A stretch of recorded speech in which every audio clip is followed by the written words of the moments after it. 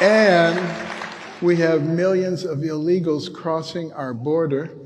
And can you imagine that a bunch of them are not terrorists? I mean, 3 years of open borders, if the terrorists are not coming here and planning something, they're guilty of terrorist malpractice. So I'm sure they are doing something, and we've got to get the right people back in place. And, you know, when they do something, guess who they're going to blame it on? They're going to say somehow that it's Trump's fault. Everything, in their opinion, is Trump's fault. Well, what is going to be his fault is bringing our country back again.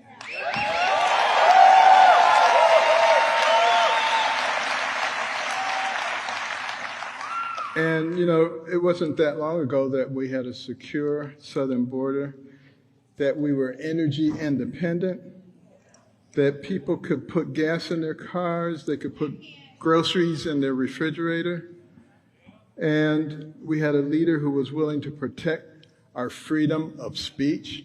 Now we have people worried when they say something. Am I going to be punished? Am I going to be canceled? I got to tell you something. We need the kind of leadership that will protect us. And we also need courage ourselves.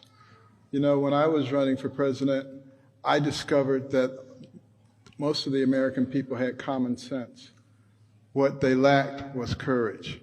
There were a lot of people who just looked at the floor and they won't say anything because they don't want some negative repercussions. But what we have to remember is that we cannot be the land of the free if we're not the home of the brave.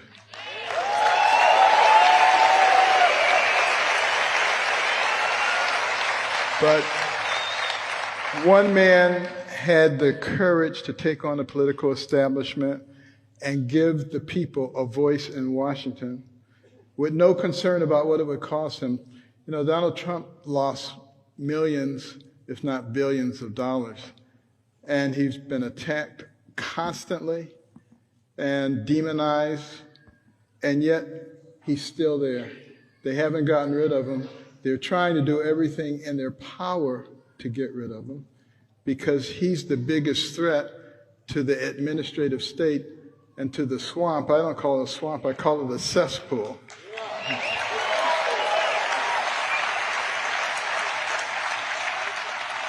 And they will do anything possible to get rid of him because he's the existential threat to their continuation of power.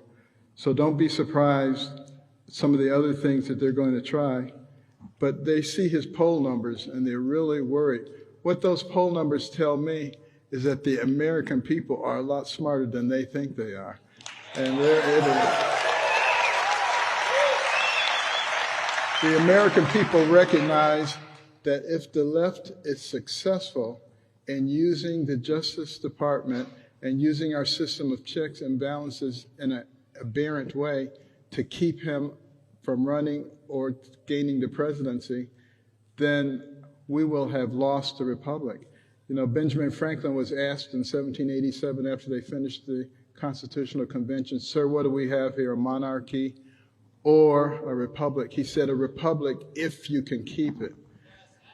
The way we can keep it is we can put Donald J. Trump back in office.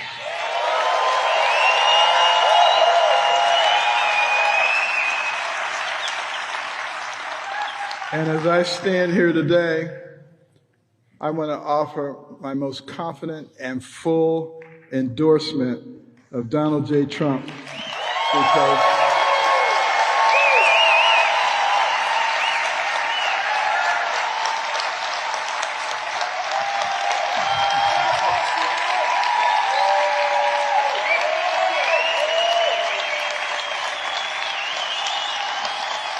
and Donald Trump believes in our freedom of speech, freedom of religion, and the right to keep and bear arms.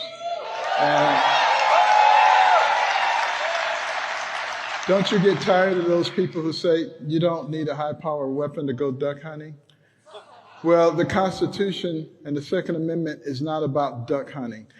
It's about the right of the people to protect themselves from an overly aggressive government. And we don't want that to happen. So we can fix our country, and we can make America great again. And President Donald J. Trump is the person to do that. So welcome to the stage now, my friend and your friend and a friend of America, Donald J. Trump.